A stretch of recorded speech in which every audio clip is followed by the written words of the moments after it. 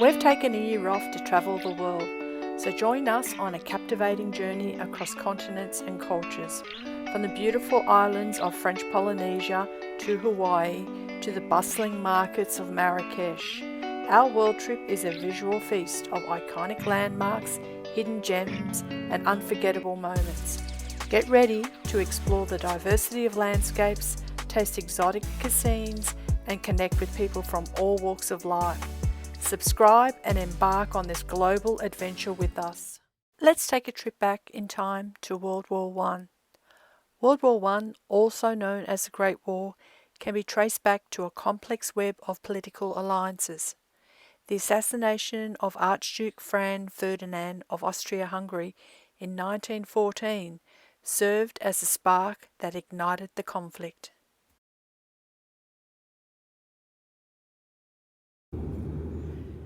We begin our personal journey flying into Brussels in Belgium, where we pick up our car rental and drive to a small town called Ypres.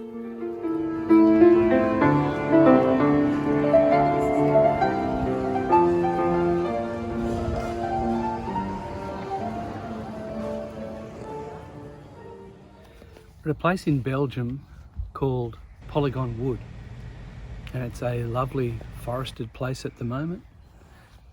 But back in September 1917, it was a place where there was a major battle involving the Australian 5th Division, in particular the 55th Battalion of the 5th Division. And there was a soldier in that battle called Albert James Dunn, who was my grandfather. We're here remembering 103 years ago, 106 years ago, where that battle was fought. It's actually the memorial of the 5th Australian Division that Albert James Dunn was part of. And I've got a transcript of a letter that my grandfather wrote to his sister talking about this very battle in September 1917. And he talked about coming up against the German Prussian Guard and it being an absolute slaughter on both sides. He described it as men hanging on barbed wire like clothes on a clothesline. It must have been absolutely horrible to be in this battle, but the Australian soldiers fought in many, many battles such as this, and not long after they fought in a battle at a place called Passchendaele, which was even worse, which is hard to believe. But it's a beautiful place now. The birds are singing in the background. We're in the middle of a cemetery where there's rows upon rows, thousands and thousands of graves of soldiers who lost their life in this particular battle in the First World War.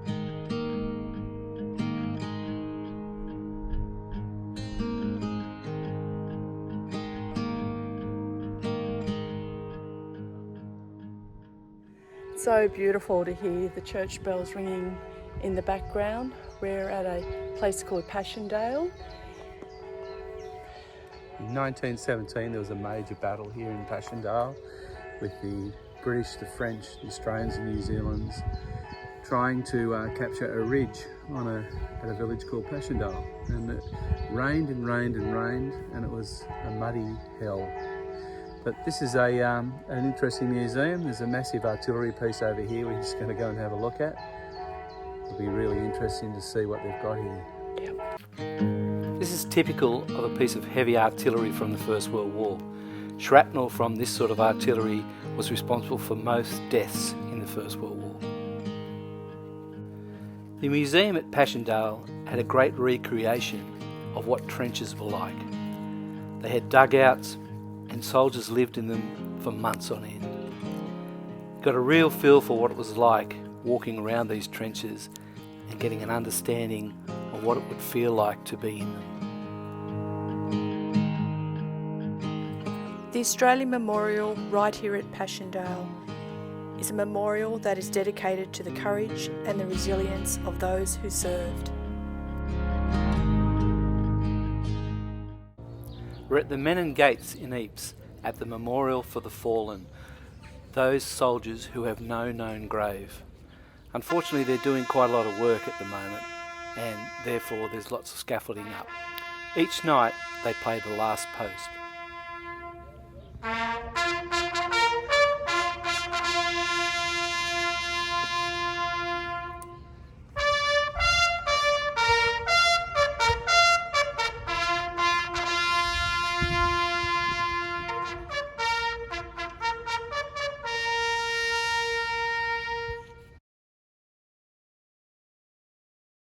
We skip across from Belgium to France to visit an important World War II battle site.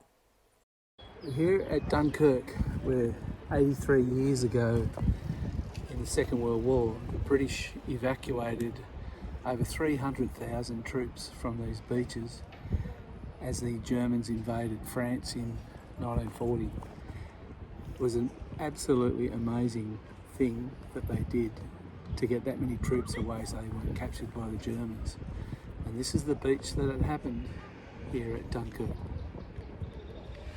Well, it's a good morning from a little town called Oswecim in Poland, and we're standing in the town square right now, and our day will be filled with, I wouldn't say adventure, but certainly exploring some of our very, very sad history.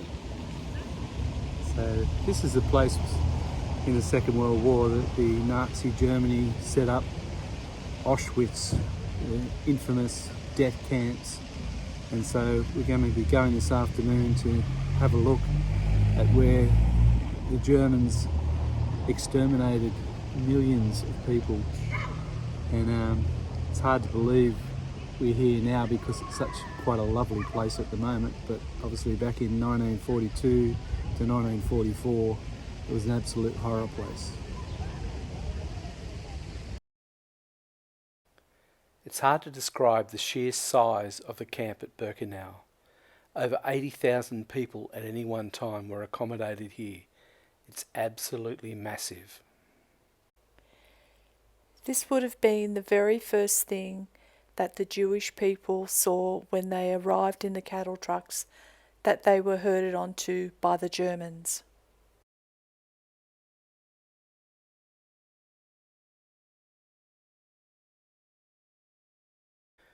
Once inside the camp, the Jews were unloaded from the trains, and German doctors decided their fate depending on how fit they were to work.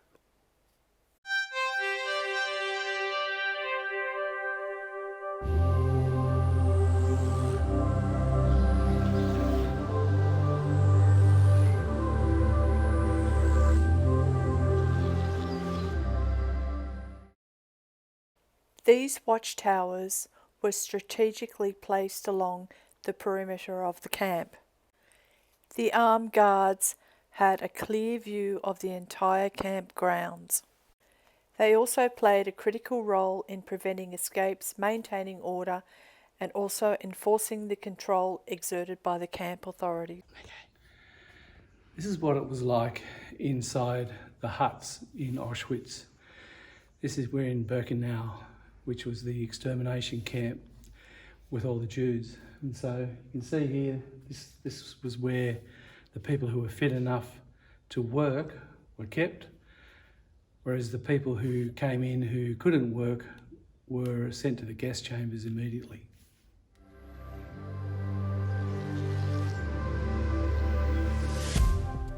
This is what is left of the gas chambers at Birkenau. The Germans in 1945 tried to destroy all the gas chambers to make sure there was no evidence of what happened at Birkenau.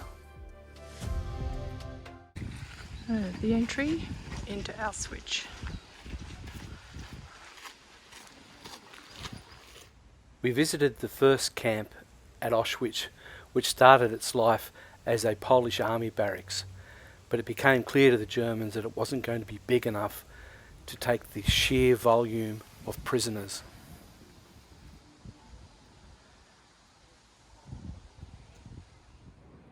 The gas chambers at Auschwitz are still in existence, and they're extremely eerie to visit.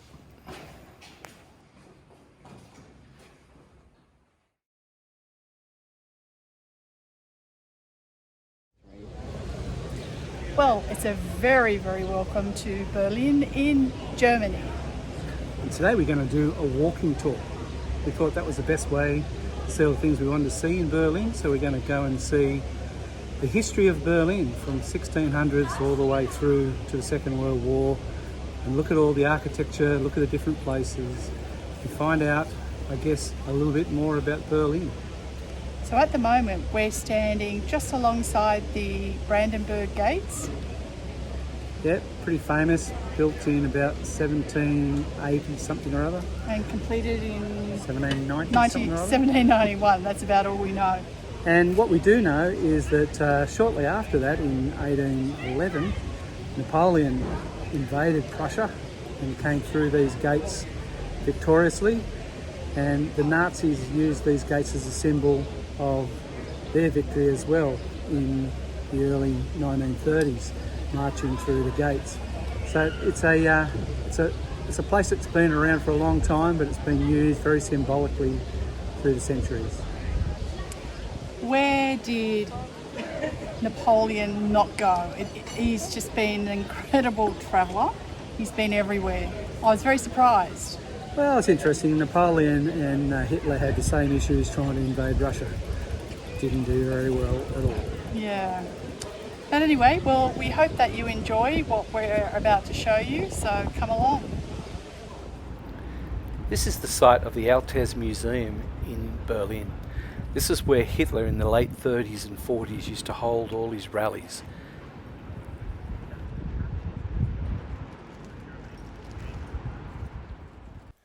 A really interesting site in Berlin is the old Luftwaffe building. For some reason, despite it being a huge target, it was never actually bombed in the Second World War.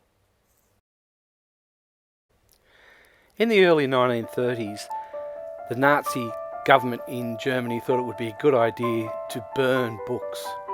And at this site in Berlin, the Humboldt University, there was huge book burning happening.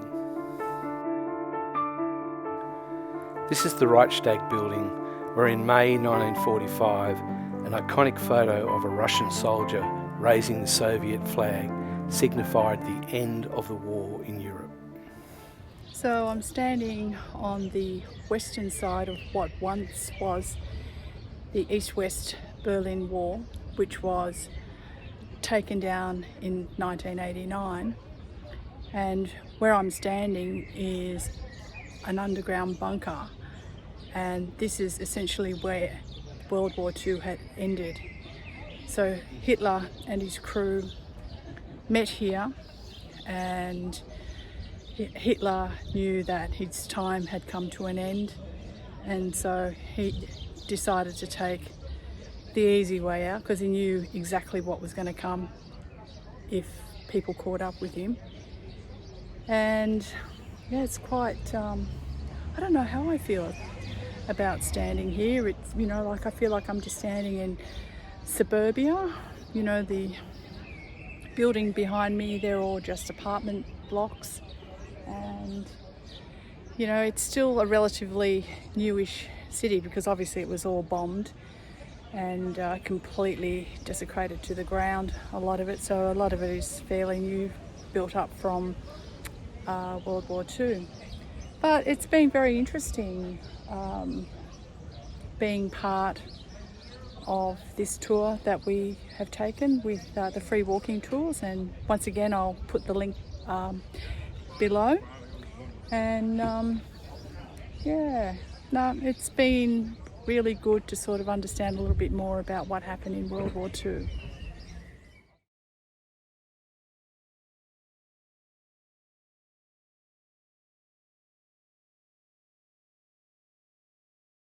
Join us in our next episode in Scotland as we hit the road in search of the Loch Ness Monster.